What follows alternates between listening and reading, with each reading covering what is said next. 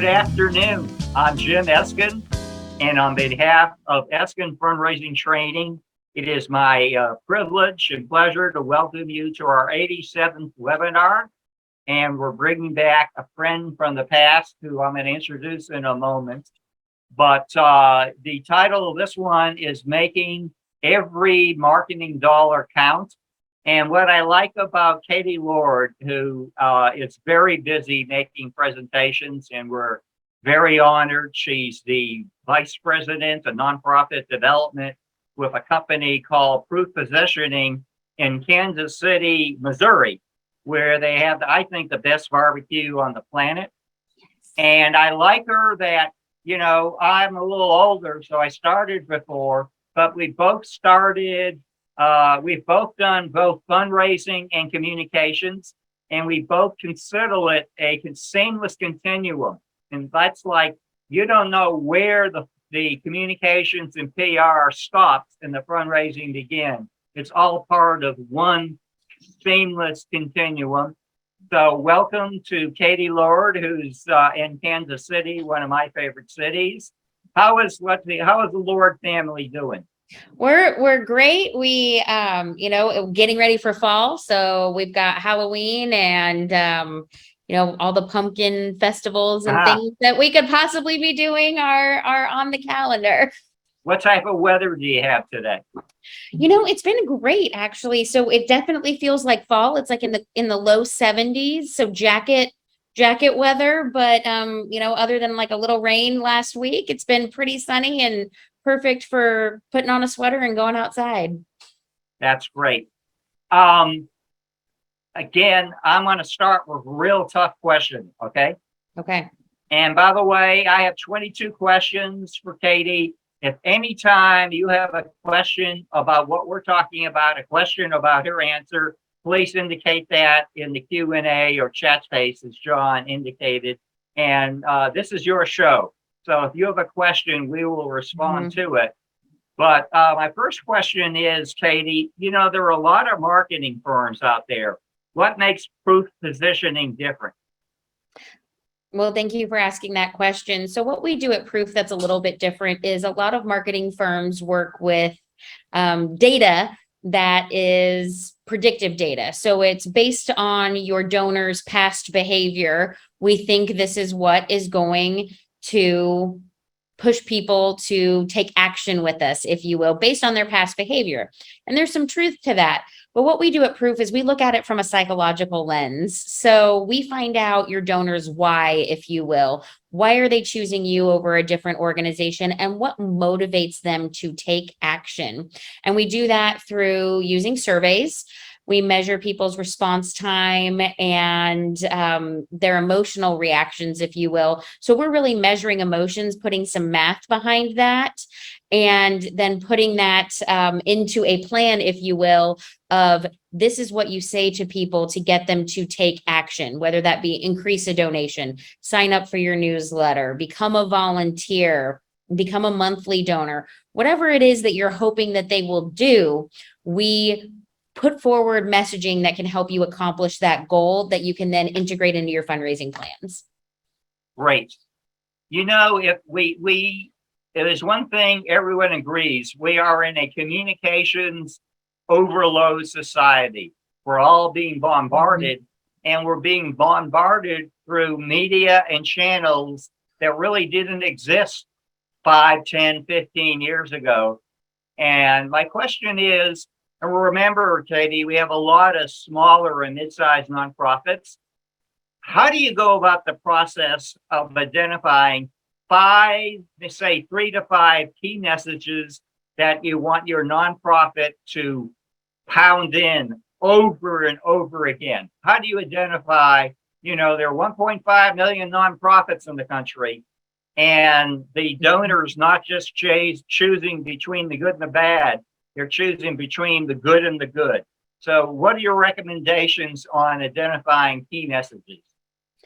Again, that's a really great question. So when identifying your key message, what I like to say is a question you should ask yourself as an organization, and is a really good exercise to sit down and do as a team, is what is something that you own in your market? What is something that you own, you are known for? And what do you want to be synonymous with? So if I just said breast cancer organization pink, a majority of people will go Susan G. Komen. They just will, because they have made themselves so synonymous with pink and breast cancer research. Now, my question back is, what do you want to be synonymous with? And you can't pick 5 different things. It really can only be 1 or 2. Yeah. And you need to decide what that is and then say that 5 different ways. But you need to say the same thing 5 different ways. And you need to say it across channels that resonate with your group. So what that means is you said it correctly, is we are in like social media information overload. We as an organization often feel like we are saying the same thing over and over and over again, but I can guarantee that your donors aren't hearing it, because you are lost in a sea of messages that we're just being bombarded in, and we're getting filtered out. So use those messages and hit them in different ways. So, again, maybe you want to be synonymous with sustainability or with recycling, let's just say. So you want to maybe change the colors of how you say it, but you want to constantly say organization name recycling, organization name sustainability, organization name, planet, whatever that is. But you need to just recycle that message and put it in different colors, put it in different mediums, because you might have said, I've posted this thing on LinkedIn 25 times. I might see it on the 26th because there was something else coming on. So don't be afraid to recycle and use evergreen content, but pick what you want to say and say it across mediums, because once I see it 3 or 4 times, it starts to become more familiar, and then that's when it's going to break through the noise. But unless it is something that happens to 100% be my issue immediately, everything else is going to be filtered out, and it could be filtered out for multiple reasons on any given day. So what you really need to do is stay consistent. You may think, well, this message isn't hitting anyone, or it's not driving the point home, but it might just be that you're not staying with it long enough to see those results, because people are, again, getting bombarded with so many messages. I heard somewhere someone has to hear something or see it 17 different times before it sinks in. It's probably more than that now. I mean, I heard 21. And this will lead to our next question. Yes. A cool word we hear about is multi-channel marketing. But what is, again, with the smaller and mid-sized nonprofit in mind, how can they give an example how they can use different media to reinforce one of those 3 key messages? Great. So one of the best strategies that we talk a lot about with our clients is you normally need to be really good at email. You need to be really good at direct mail, and you need to be really good at some form of social media. So pick a platform. You can't be all things to all people. And again, you can't be on every social media platform and do it well, because they all have different rules. But what we've seen be very, very successful is you send a direct mail piece out. And yes, we will talk about this, I'm sure later, Jim, that direct mail is not dead. People still love it. It's changing a little bit, but direct mail is still very much a key thing. So what you need to do is you need to tell a story in your direct mail piece, and then drive back people to a website. On that website, on that landing page, you need to tell that same story, or tell how the story ends, or tell how I can help the story. So you're taking someone from a flat medium into another digital medium. You can also drive from email, because some people are going to act when they see that direct mail piece. Others are going to see the direct mail piece, go, I need to do something about that. Then you're going to send an email a few days later, and that's going to be what triggers me to do it.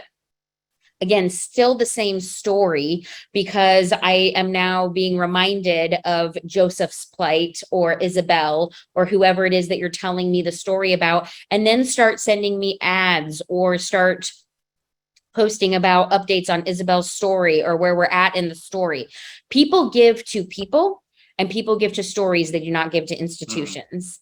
And so what you need to do is humanize what your organization does by giving creating a composite or a person, and then follow that person's journey through those different mediums, because you can tell different pieces in different ways visually. Maybe again, you have pictures on your direct mail piece, but then you can show a short video on social media or on LinkedIn or on your email piece. And so you can do different things and tie different mediums, but it should still be the same consistent story. If you send me a direct mail piece that says one thing, and then 2 days later, I get an email piece that is for a different part of your mission, I'm confused. Yeah. Which one do you want me to do? Yeah. Which message is important? And so you know what I'm going to do? I'm going to do nothing, because you just confused me. Yeah. If you tell the same story and you tell it consistently, I understand what you're asking me to do, and I'm more likely to take action. The worst thing you can do is confuse a donor. Hey, we're going to kind of dissect the different medias out there, but I got to ask you this question. What do you think has been the major impact of the pandemic? And now, hopefully, we can see light at the end of the tunnel. Please, please, please. What do you think has been the major impact of the pandemic on nonprofit marketing? Oh gosh, on nonprofit marketing, I would say it's that we need to be even more succinct. Our email boxes are now getting even more flooded than they were before. Social media engagement is going through the roof, where people who maybe posted once or twice a day are now posting multiple times a day in order to hit it. So it's really, what I would say that's really come from the pandemic is the need to target and segment our lists and to speak to what people care about. So an example is, and I always pick on the animal shelters, so I'm sorry, animal shelters, if you're on here, but it's just an easy example. You should know if I'm a dog or cat person, or if I'm a team both. If I have both dogs. Okay, I'm a cat person. I was gonna say I'm a dog person, but Okay. you should know that, right? Don't send me cat emails. Don't send you dog emails. That's a quick fix that I can go into my list and say, okay, this email goes to dog people, this email goes to cat people. Because if you send me something, if I'm a dog person and you send me a cat email, my expectation is, okay, they don't know me. They're not paying attention to me. And Netflix, Amazon, all of these other organizations do that with their, what you should buy next, what you should watch next. And that donors are now expecting that same experience in all aspects of their life, including philanthropy. So you should know a little bit more about why I give to you or what I'm interested in, and start feeding me those types of stories, because that's how a relationship works, is when I feel that I am in relationship with you and you understand what I want. Now, that doesn't mean that it's got to be completely personalized to me, although I will say, if you send me a dear friend email, I'm breaking up with you, you should know my name. But it's one of those things where you can automate these things because that's what everyone else does, but where it's like, okay, cat email, dog email, and $25 donor, $50 donor, monthly donor versus annual donor. These are easy ways that we can bifurcate our lists and start talking to people, but the expectation of that targeting and that personalization is there with our donors and has been stepped up a level since the pandemic. What do you say we kind of do a deep dive in the different media that's out there? Okay, there's so many. I mean, when we started, me say 25 years ago, I mean, a lot of these things didn't exist. Okay, but one thing that did exist was direct mail. And I'm going to go through a list here, and maybe you can share some of the pros and cons for each of the media. First thing, direct mail. Direct mail pro is we don't get mail anymore. That's not a bill. People still like getting mail, especially if you do something on the envelope. The thing about direct mail is boomers want a little bit more of a story and millennials want a postcard, but we all still want the direct mail. It's a great reminder, and it's a piece that even if it's driving us back to the internet, it's still a physical reminder that I need to take action or do something.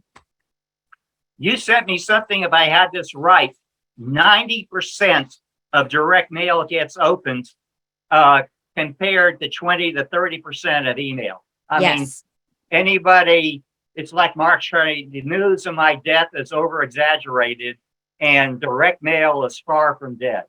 Oh, direct mail is far from dead. It's something that I would say is almost kind of what's old is new again. And direct mail is definitely something that's coming back around, and the younger generations do like it.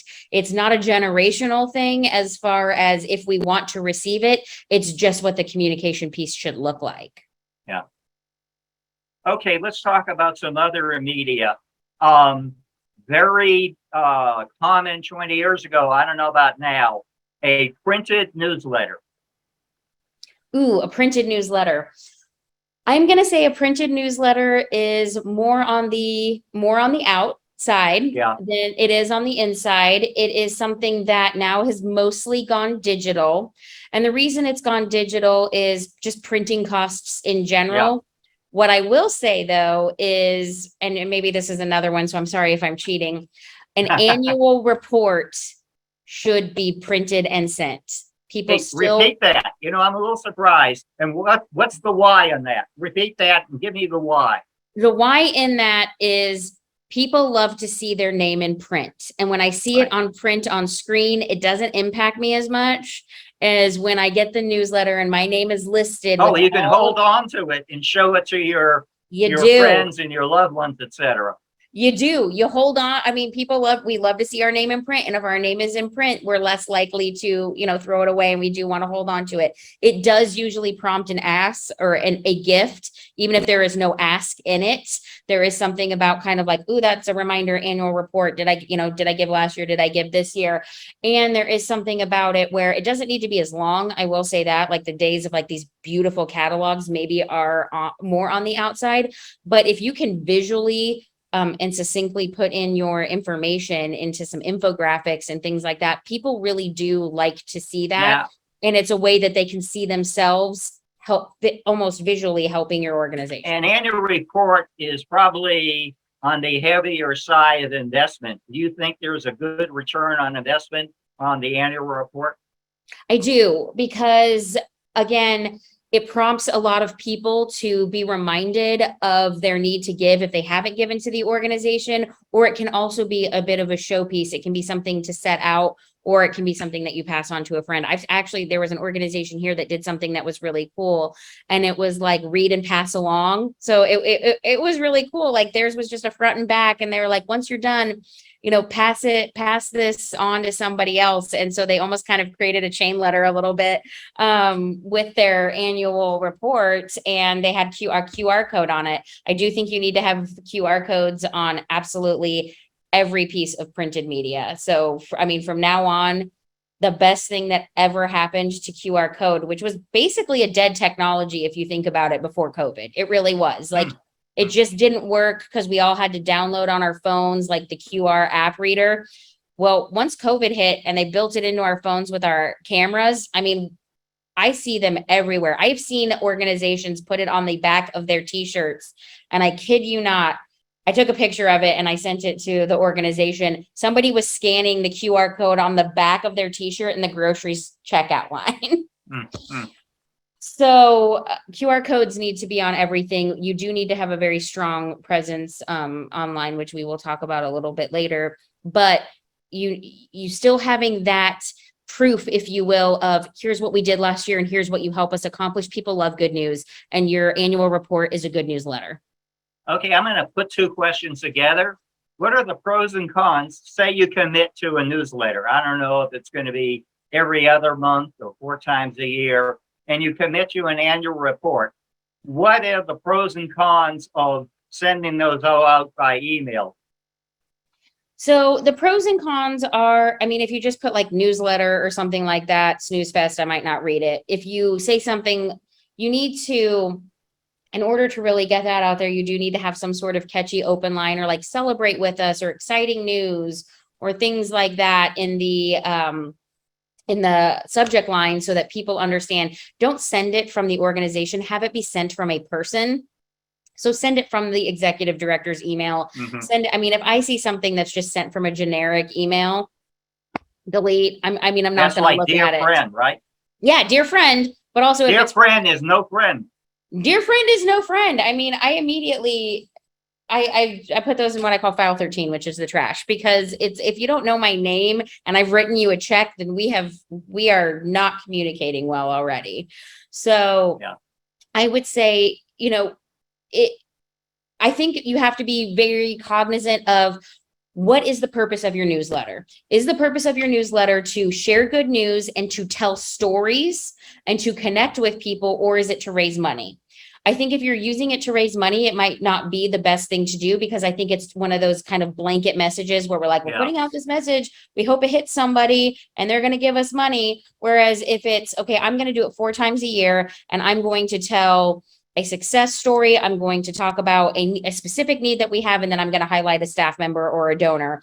And it's truly just to educate people, and you have a cause that needs the constant education, then yes, I think you should definitely do it, because it just keeps you top of mind of what's going on, especially like if you're a research organization or you're an organization that teaches literacy and has graduations. I think that sort of thing is very, very important, because again, people want to see themselves helping and they want to see themselves as part of a successful organization. But I think if it's kind of a thinly veiled, like, oh, hey, we're still using our newsletter to ask for money, I would honestly say that's probably not the best return on investment or the best way to get those dollars. There's another way to do it. Now, here's a media that I think is getting stronger every day. What are your thoughts on the pros and cons of podcasting? Oh my gosh, I just had a conversation with someone about this the other day. I think a podcast that is targeted is really important. I think a podcast that is short is important. And what do you call short? Hey, what do you mean by 20 short? minutes. Can I get in my car and drive somewhere and listen to your podcast? That is a good use of my time. Anything over 30 minutes, and we're finding that people are not able to focus. They're not listening as long, and they're starting to kind of drift off because it's too much information. They're not really engaging. So really 30 minutes or less. There's a great podcast for fundraisers that is the Lilly School of Philanthropy. Yeah, yes, I'm familiar with it. Yes, that one, 15 minutes.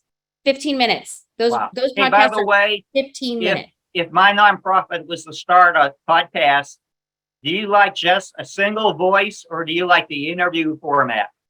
I love the interview format because I think it's very good to get other people's perspectives. And I think the best way for us to grow is to ask for other people's perspectives.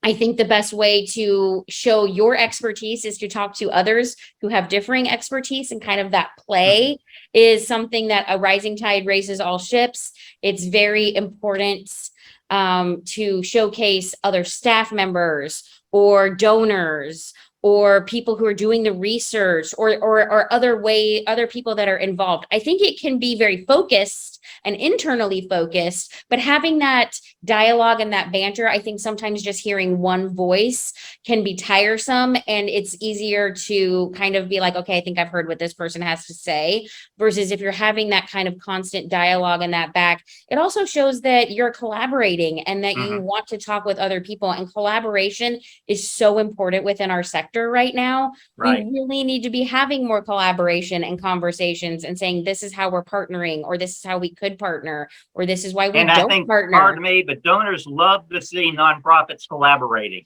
because that means they're getting more bang for their gift dollar.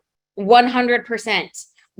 Collaboration, I think, is one of the key things that has come out. So here in Kansas City, one of the things that we had a funder come in and was talking to a group of fundraisers, and she said, be prepared when you come and talk to me. I'm going to ask you who your competition is and who you collaborate with. And if you can't tell me, repeat that again. I love that.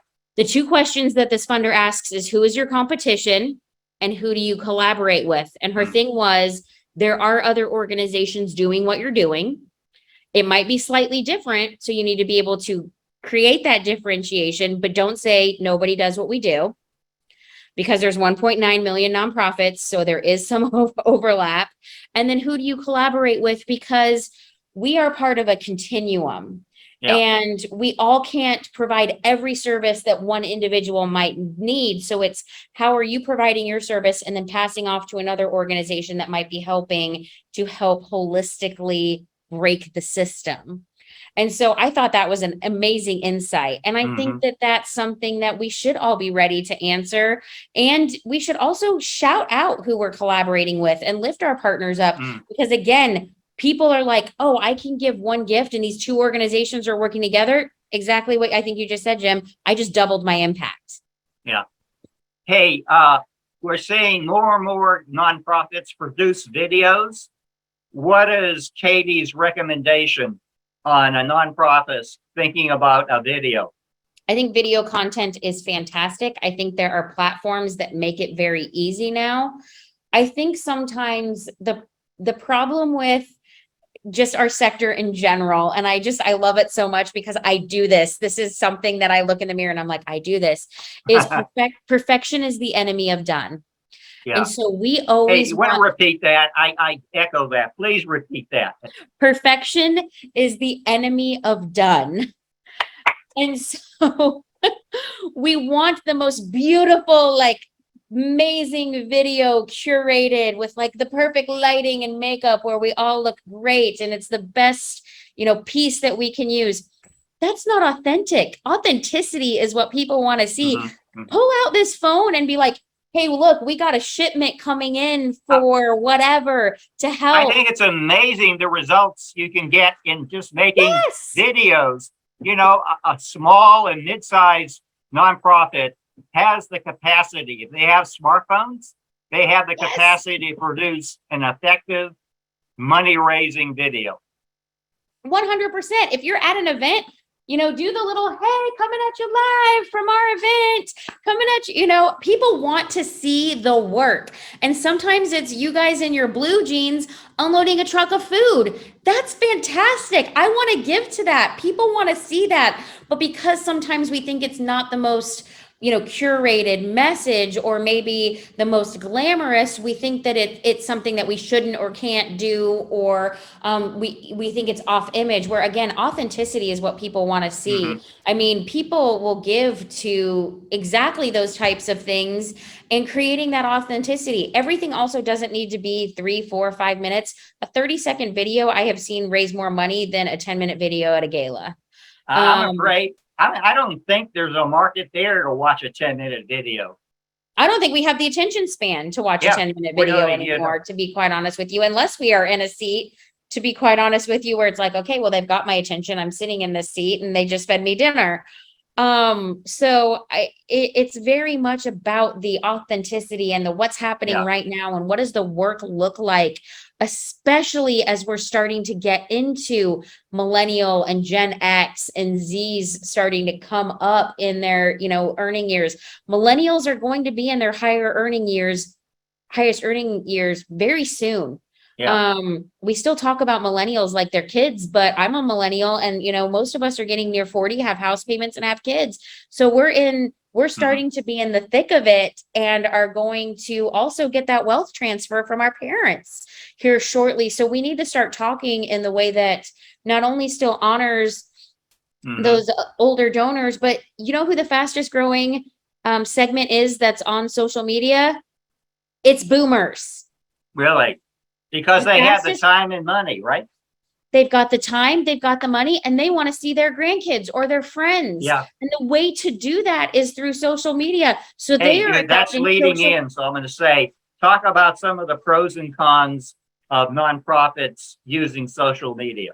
So nonprofits using social media, I think it is the only thing I would say about it is go where your donors go.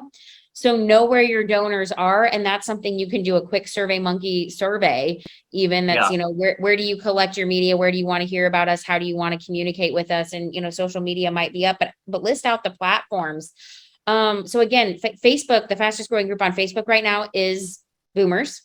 Same with Instagram, which those two are kind of the same. But it's important to go where your donors go and give them content that is, actionable and digestible. share good news, but also share a problem. You should share more good news and stories that make you an expert. That doesn't have to just be your content. You can share a research paper from another organization or tie back to something that's happening that just shows your expertise in what you're doing. Or maybe there's a legislative action or something like that that affects your cause, but it's painting this holistic picture. And the number one place where nonprofits need to be, and it always shocks me because it's the last one on their list. So if you take nothing away today, please write this down. Yeah. Be on LinkedIn. Be on LinkedIn. You know why? I'm going to tell you why. Because what do people do on LinkedIn? They are building their resume. They are talking about work-related things. How many of those people, and I bet you didn't know you can do this, but you can, have that they are, people have, I'm open to work or I'm hiring. Mm-hmm. Do you know what one of the biggest ones on LinkedIn is? It's seeking a board position. I literally have nonprofits who search Kansas City open to volunteer worker board positions, and that's how they find their board members. And the cost of LinkedIn is almost, sometimes it's nothing. It can be nothing. It's time, but they type in, and so they'll sit there and go, the corporate person at this corporation is looking for a board position and likes children. That's me. And that increases corporate philanthropy. It increases getting to a larger diverse network, because now this person's going to put that they joined your board on LinkedIn. And LinkedIn, as far as the business community goes, is where a lot of our donors are. A lot of our donors are on LinkedIn. Yeah. They're not spending as much time, some are, but as much time on Facebook and Instagram and whatever the next hot one. I think TikTok is a hot one right now. I kind of think of Facebook is more of a social tool, and LinkedIn is the business tool. Right, but philanthropy is a business, and people want to share with their network the good work that they're doing, and that's also a promotable skill. Okay, so not only am I doing X, Y, and Z in my work life, I'm doing this in my philanthropic life. Spending time on LinkedIn is where I would say you at least at the very minimum need to have a page, so that if somebody is like, I attended this event, or my company bought a table at, or I am a board member of, they can at least at you and highlight you, and you can show up in their feed. I mean, just the organic reach, just from stuff I've posted, has been absolutely insane, just by tagging a nonprofit and just being like, hey, coming at you live from this event, wanted you to see what we did. And the reach has just been massive. And thank goodness that they had a link to a page that then could result in donations. And there's ways to track that. So I think social media is very important, but I think we need to not be afraid of where we do our social media. And also, just, a tip I'm going to say is, you cannot be good at all social media unless you have like 3 people who are going to be on it full time, because there's just so much going on and it moves so fast. Pick two social media to be really good at and forget the rest. Don't even bother, because it's just not worth the time with the ROI. Yeah. So many things have changed, and probably one of the biggest change is the use of video conferencing, or what the Z word, Zoom. What do you think we've learned about the effectiveness to have Zoom meetings to tell our stories?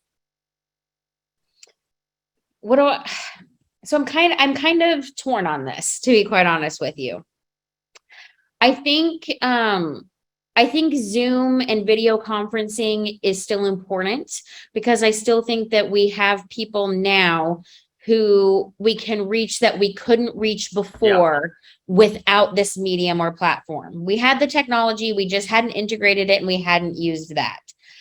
I still also am a very strong proponent of face-to-face, but again, that's not always possible. So I think it's very important that we give our donors the option. It's not what we want, it is truly what our donors want. And I think events have to be hybrid now. I don't think we can get by with events not being hybrid or having some sort of hybrid option if we are hoping to achieve the same results, because we still do have people who are immunocompromised or who might not be able to get out. And we still want to create that sense of community. You know, a great kind of example of this is, so at Proof, a couple of projects that we've done is churches. Church attendance grew when it was on Zoom. It grew to much larger audiences and capacities here in Kansas City and then across the country and many other areas. And so some questions that some faith-based organizations had when they came to us was, okay, we're going to go back in person. Does that need to look the same or different? How do I keep my Zoom component in it? Do I integrate it into one sermon, or do I have to have two totally different sermons? One that is a Zoom sermon and one that is a in-person sermon. We've answered that for nonprofits. Do I have a embedded piece of my event that is Zoom based or a hybrid base, or do I go back live? How do I use the Zoom continually with donors? And so again, with the individual donors, I think that is a tool that we need to constantly have in our toolbox, and we need to continually ask for the comfort of our donors. We are going into flu season, and it is expected that COVID numbers will spike again as well. Yeah. So I think it is something where we have to have the platinum rule. It's not what do we want to do as an organization, but how do our donors truly want to be treated and communicated with, and asking those questions. But I do think that just for overall, we really have to look overall at our structure and be accommodating. I don't think that we can have an either or. It's really an and right now. And how do you integrate those two together? You made reference before, but what are some of the best practices of engaging board members in marketing and telling the nonprofit story? That's good. Okay, so some just basic things that you need to have is, first and foremost, all of you should have all nonprofits. And this is something that I find that even boards I sit on don't have. And I'm like, okay, we need to do this. First of all, you need to have a code of conduct for board members as well as staff about social media use and how the brand will be spoken about. Now, you can't always control what people do, but putting it out there on, I will only say, basically good things. I will use this specific font or, brand guidelines or this picture when I'm talking about the organization. That all needs to be clearly outlined. The thing is it's not enough anymore just to like something or share it, because that doesn't drive engagement anymore. It has to originate from me.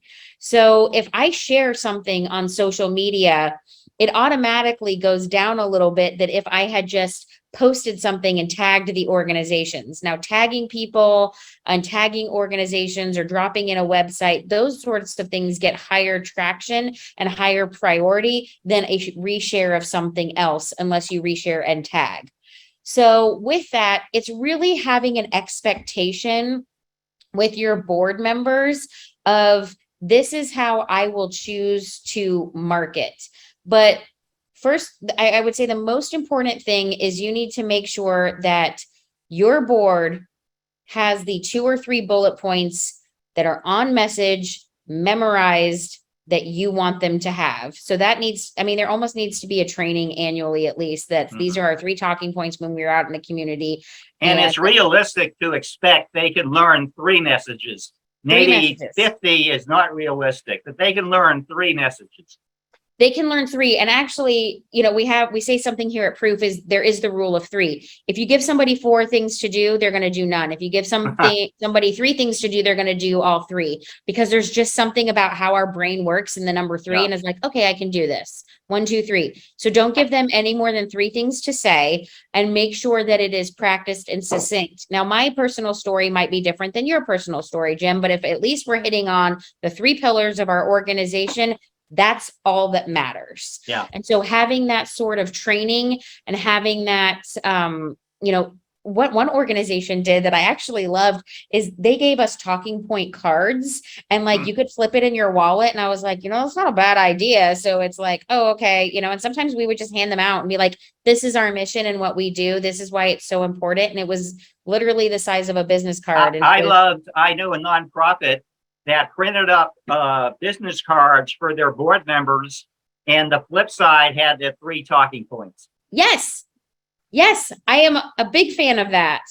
And, and now, I mean, I've seen it where it's like they have 3 talking points, and then they have on the front, they have the organization name and a QR code that takes you to their website. Fantastic. But definitely do that. Definitely spend the time to train, maybe do it once or twice a year. And then what I always say is in every board meeting, when I go in and do a board training or talk to a board, I give them the homework assignment of, you need to at least have one board member stand up and give their spiel or their 30-second story about why they're involved with the organization to the entire board. And you need to have at least one board member do it, so that you constantly are putting people on the spot, having that practice, and then talk about it for a minute or two, give feedback. Not that it's a criticism or anything, but it's like, oh man, you missed pillar number 3. We really want to make sure that pillar number 3 happens because of X, Y, and Z. Yeah. Okay, let's get down to staffing. Most nonprofits are small. Okay, 88% in fact have budgets under $500,000 a year.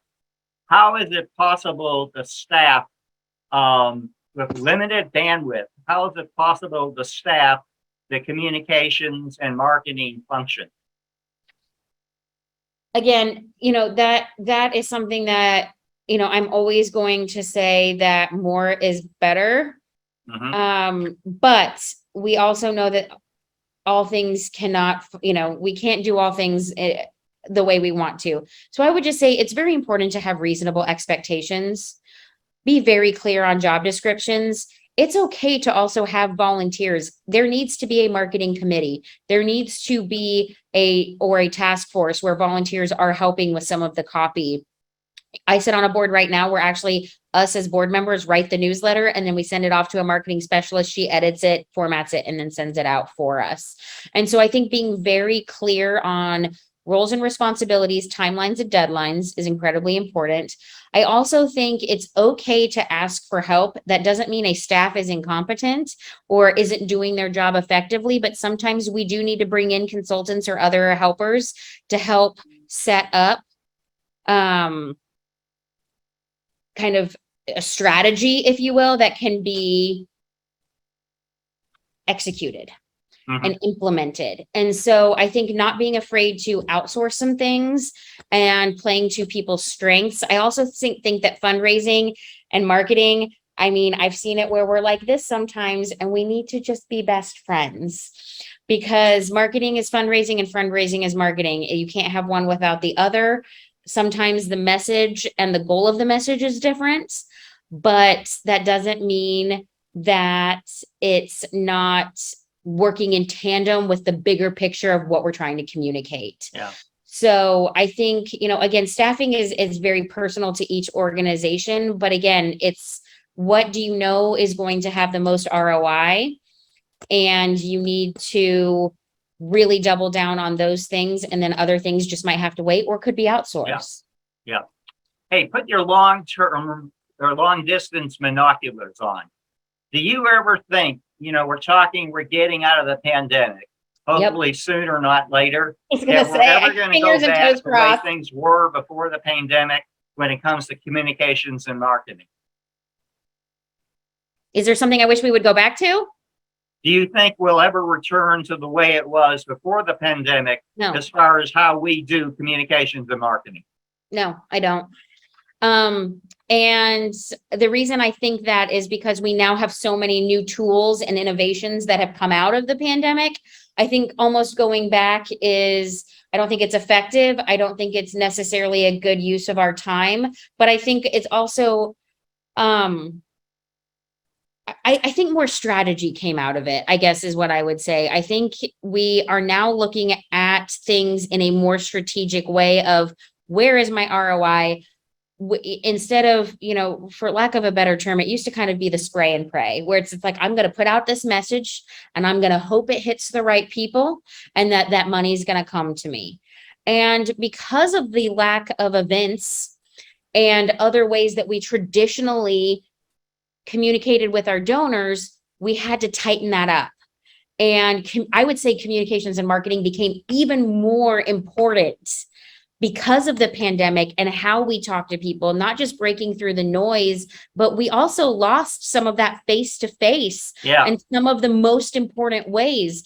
And so now we have to tell stories in a different way. We have the expectation of events can leave tomorrow. You and I might never, be in the same room ever.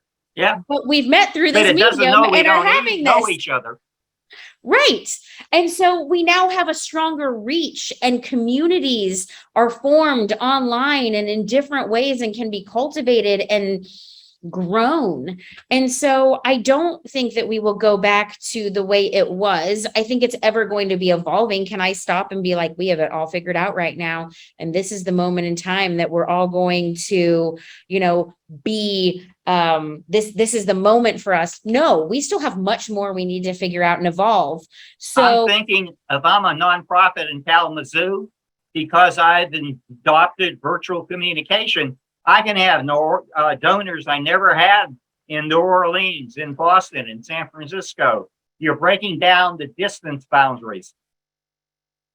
100% time, distance. We now have everyone that can work remotely, right? We never would have said that before, ever. And by the way, that's the next question. Okay, I was like, we never would have said people could do that. It's almost scary, but what's your advice? Because you've done it, I guess, 2 different ways. Of the communications and marketing function being performed remotely. I think that's fine. I think you can do marketing and communications from everywhere. I've done it from a beach before on vacation when I was like, oops, got to do something real quick, or I forgot that this day was happening and I need to go push out some things. I think it's I think it's we can't, as long as you're doing the work, there are ways to measure results. We have analytics. We can check open rates. We know if you're working or if you're not working. So what happens is, I think you can do work from anywhere. We have a designer on staff here, and he comes into the office half the time, and half the time he doesn't come into the office.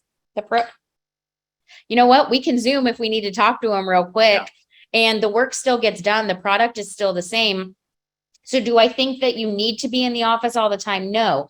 Do I think for some big collaborations and projects, and if you're doing a complete rebrand or something like that, is face-to-face important during some of that and during major strategy discussions? Yes, I do think that too. I think there is balance in all things.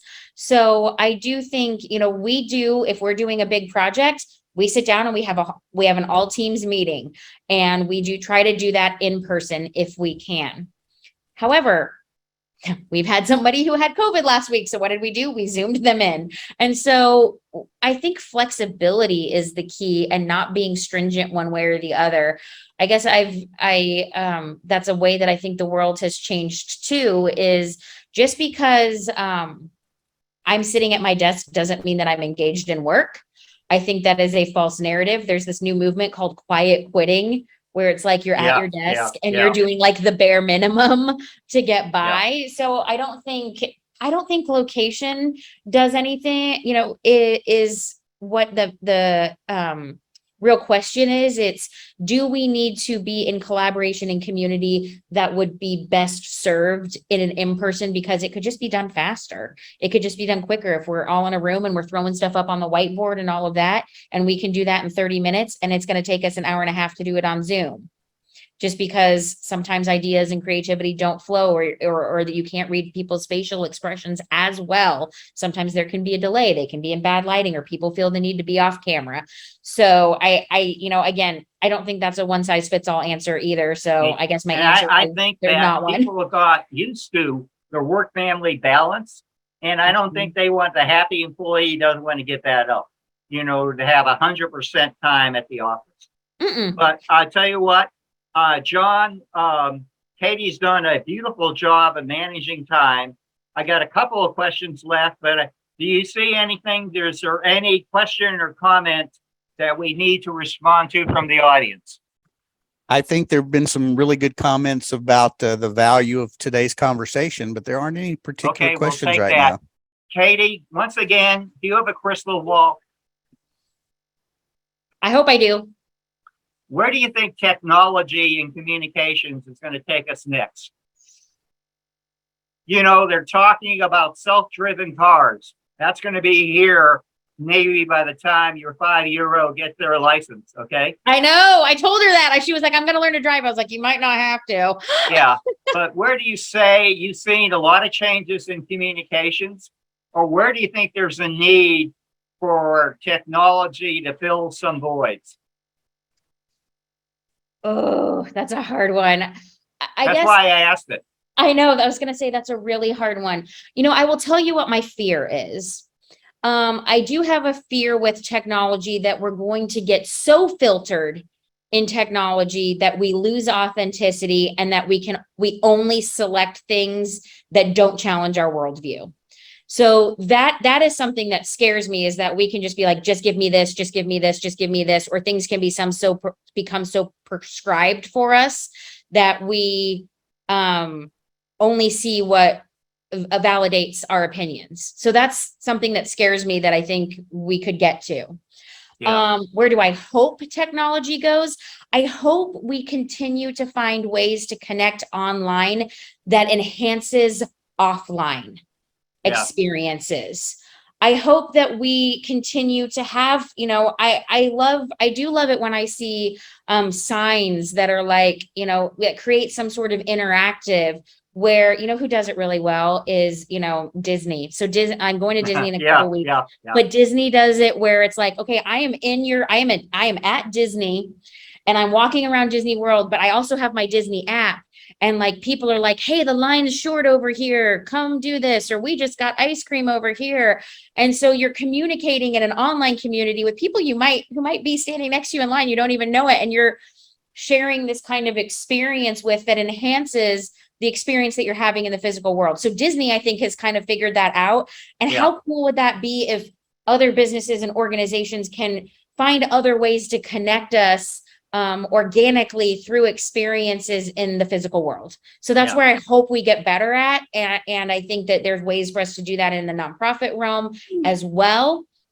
But I really hope that it's that's what happens. But then again, I also have fears that, we become more isolating as well because of technology. So, I hope we find balance, but that's my short answer. That's a hard one. That's a hard Katie, question. I gotta warn you, when you do such a beautiful job as our subject matter expert, we're gonna keep inviting you back and keep on inviting you back.